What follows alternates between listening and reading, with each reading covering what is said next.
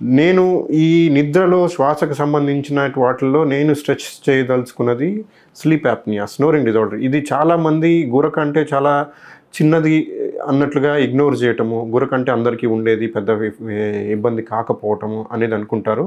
But నిద్రలో గురకతో పాటు ఊపిరి అందకపోవటం అనేది స్లీప్ యాప్నియా.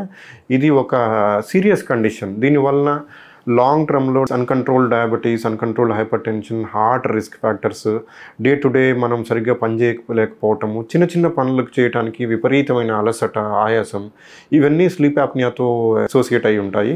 సో ఈ కండిషన్స్ అన్నీ నిద్రలో ఆయాసపడే వాళ్ళు, ఈ కండిషన్స్ అన్నీ పాసిబుల్. మీరు you should consult your nearest pulmonologist. మీరు తీసుకునే అదే మందులు, అదే నాణ్యమైన మందులు మెడ్ ప్లస్ బ్రాండ్స్ పై సగం ధరకే.